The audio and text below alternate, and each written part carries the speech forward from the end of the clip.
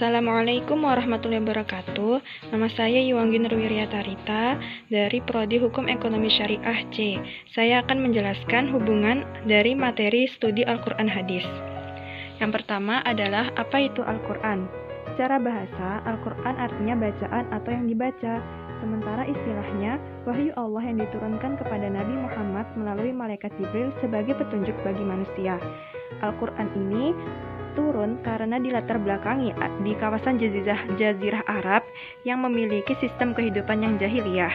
Nah, di Jazirah Arab ini ada namanya kawasan Makkiyah, kawasan Mekah dan Madinah, sehingga timbullah Makki dan Madani, yakni Makki merupakan ayat Al-Quran yang diturunkan di Mekah untuk penduduk Mekah, berorientasi pada peristiwa di Mekah atau sebelum Rasulullah hijrah. Ciri-cirinya, ayat ini memiliki penjelasan yang berhubungan tentang tauhid, kisah para nabi, dan ayatnya juga kurang lebih pendek-pendek dan lain-lain. Sementara Madani itu merupakan ayat Al-Quran yang diturunkan di Madinah untuk penduduk Madinah, berorientasi pada peristiwa di Madinah setelah Rasulullah hijrah. Ciri-ciri dari ayat ini yakni menjelaskan tentang kewajiban hukum, ayat panjang-panjang, menjelaskan aturan kota, pemerintahan, perdamaian, peperangan, dan lain-lain. Dan untuk selanjutnya adalah nasik dan mansuk. Nasik dan mansuk ini timbul karena adanya polemik di antara para penduduk Arab, yakni yang terjadi adanya kegiatan-kegiatan yang tidak ada pada masa Rasulullah dulu, sehingga ayat-ayatnya pun dibingungkan dan diperhitungkan. Sementara nasak adalah hukum syari yang menghapus hukum terdahulu, dan mansuk adalah sesuatu yang dihapus atau dinukilkan. Bentuk-bentuk dari nasak dan mansuk ini yang pertama, adanya penghapusan hukum secara bersamaan, kedua, penghapusan hukumnya saja sedangkan bacaannya tetap, dan yang ketiga, penghapusan bacaan saja sedangkan hukumnya tetap. Kemudian selanjutnya adalah nuzulul Al-Quran dan asbabun nuzul. Al-Quran ini diturunkan tidak hanya semata-mata diturunkan saja, namun juga memiliki asbab atau sebab-sebab tertentu untuk diturunkan. Sementara nuzulul Al-Quran adalah peristiwa turunnya Al-Quran pada Nabi Muhammad SAW yang secara bertahap. Umumnya, peristiwa nuzulul Al-Quran ini diperingati pada malam 17 Ramadan. Materi yang selanjutnya adalah I'jazul Quran. Apa itu I'jazul Quran? I'jazul Quran adalah Al-Quran yang merupakan mukjizat yang diberikan Allah kepada Nabi Muhammad. Macam-macam I'jazul Quran ini bisa meliputi gaya bahasa, uslub, keindahan, munasabah, berita gaib, sejarah, ilmu pengetahuan, dan lainnya. Dan materi yang terakhir adalah Rasam Al-Quran. Rasam Al-Quran ini merupakan pola penulisan Al-Quran yang dilakukan secara khusus, baik penulisan lafalnya maupun bentuk huruf yang digunakan. Setelah seiring masa ke masa, proses penulisan Al-Quran ini mengalami banyak perbedaan, sehingga tujuan dari Rasam Al-Quran ini yaitu untuk menghindari adanya kekeliruan serta perbedaan dalam penulisan Al-Quran. Rasam Al-Quran ini umumnya juga disebut dengan Rasam Utsman bin Affan. Demikian penjelasan dari saya. Assalamualaikum warahmatullahi wabarakatuh. Assalamualaikum warahmatullahi wabarakatuh. Nama saya Yuwanggi Nurwiryatarita dari Prodi Hukum Ekonomi Syariah C. Saya akan menjelaskan hubungan dari materi studi Al-Quran Hadis. Yang pertama adalah apa itu Al-Quran? Secara bahasa, Al-Quran artinya bacaan atau yang dibaca. Sementara istilahnya, wahyu Allah yang diturunkan kepada Nabi Muhammad melalui malaikat Jibril sebagai petunjuk bagi manusia.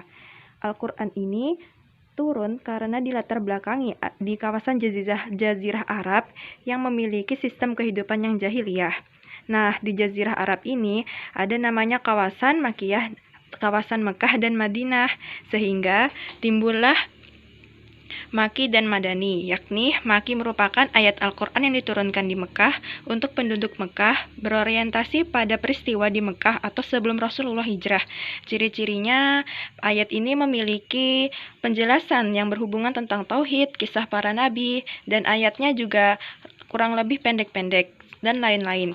Sementara Madani itu merupakan ayat Al-Quran yang diturunkan di Madinah untuk penduduk Madinah, berorientasi pada peristiwa di Madinah setelah Rasulullah hijrah. Ciri-ciri dari ayat ini yakni menjelaskan tentang kewajiban hukum, ayat panjang-panjang, menjelaskan aturan kota, pemerintahan, perdamaian, peperangan, dan lain-lain. Dan untuk selanjutnya adalah nasik dan mansuk. Nasik dan mansuk ini timbul karena adanya polemik di antara para penduduk Arab, yakni yang terjadi adanya kegiatan-kegiatan yang tidak ada pada masa Rasulullah dulu, sehingga ayat-ayatnya pun dibingungkan dan diperhitungkan. Sementara nasak adalah hukum syari yang menghapus hukum terdahulu, dan mansuk adalah sesuatu yang dihapus atau dinukilkan. Bentuk-bentuk dari nasak dan mansuk ini yang pertama, adanya penghapusan hukum secara bersamaan, kedua, penghapusan hukumnya saja sedangkan bacaannya tetap, dan yang ketiga, penghapusan bacaan saja sedangkan hukumnya tetap. Kemudian selanjutnya adalah nuzulul Al-Quran dan asbabun nuzul. Al-Quran ini diturunkan tidak hanya semata-mata diturunkan saja, namun juga memiliki asbab atau sebab-sebab tertentu untuk diturunkan.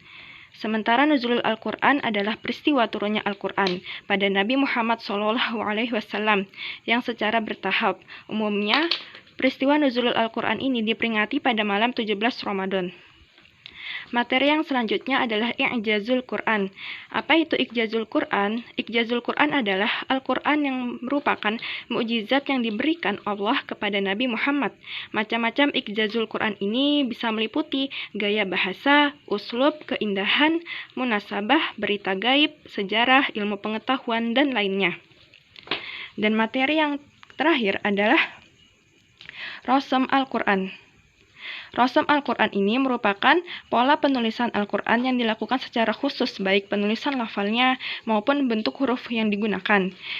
Setelah seiring masa ke masa, proses penulisan Al-Quran ini mengalami banyak perbedaan, sehingga tujuan dari Rasam Al-Quran ini yaitu untuk menghindari adanya kekeliruan serta perbedaan dalam penulisan Al-Quran. Rasam Al-Quran ini umumnya juga disebut dengan Rasam Utsman bin Affan. Demikian penjelasan dari saya. Assalamualaikum warahmatullahi wabarakatuh.